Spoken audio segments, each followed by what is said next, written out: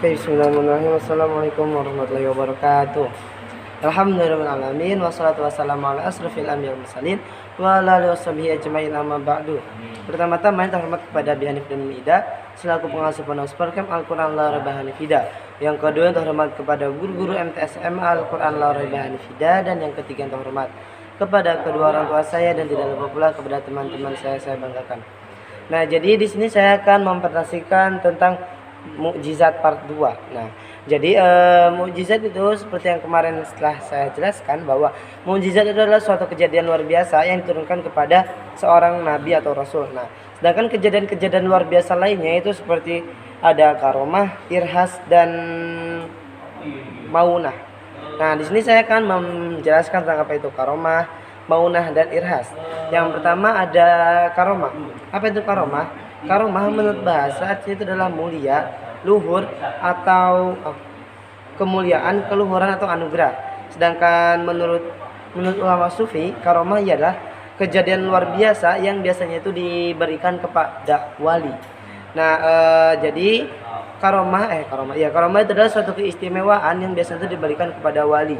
Ataukah kepada wali itu adalah orang-orang yang beriman dan bertakwa. Nah, jadi contohnya itu seperti dalam kisah Nabi Sulaiman yang ketika beliau itu memerintahkan Ratu Bilqis untuk ke kerajaannya. Kemudian Nabi Sulaiman ini bertanya kepada para pengikutnya, siapa yang bisa mengambil singgasana Ratu Bilqis sebelum Ratu Bilqis datang ke kerajaannya.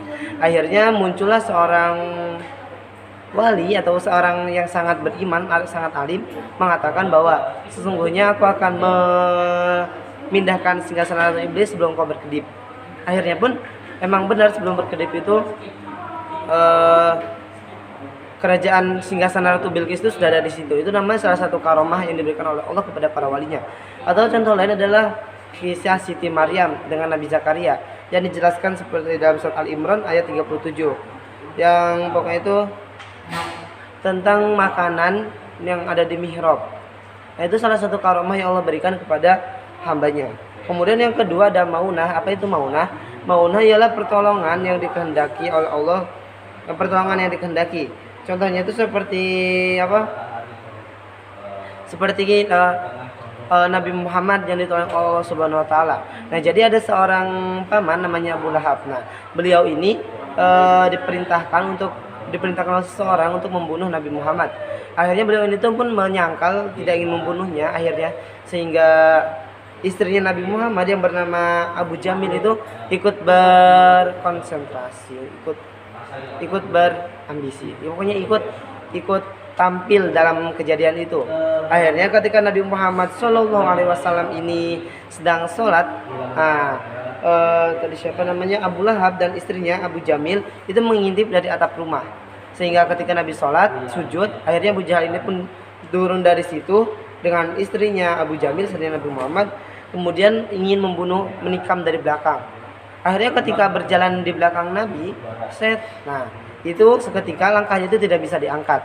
Jadi seketika langkahnya itu sangat berat. Nah, itulah pertolongan Allah kepada hambanya.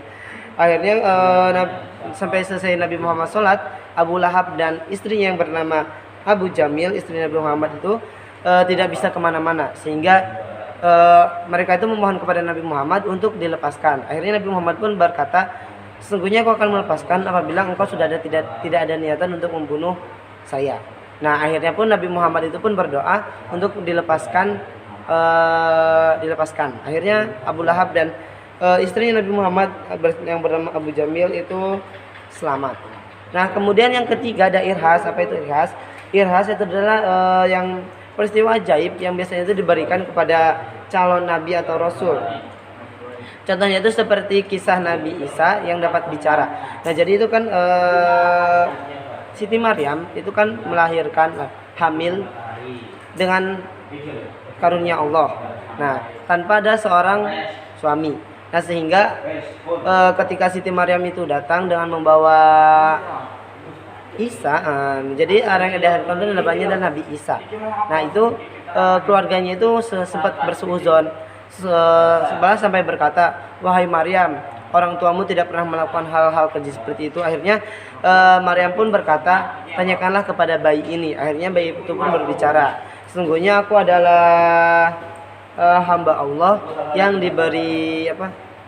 Pokoknya itu firman Allah dalam surat Maryam ayat 29 sampai 33. Sungguhnya aku adalah ini abdullah, sungguhnya aku adalah hamba Allah yang yang diberikan kepadaku kitab Injil yang untuk meluruskan Bani Israel, yang untuk memberi petunjuk kepada kaum. Nah, jadi seperti itu. Itu adalah contoh calon nabi atau rasul. Oke, sekian dari saya. Kurang lebihnya mohon maaf. Wassalamualaikum warahmatullahi wabarakatuh.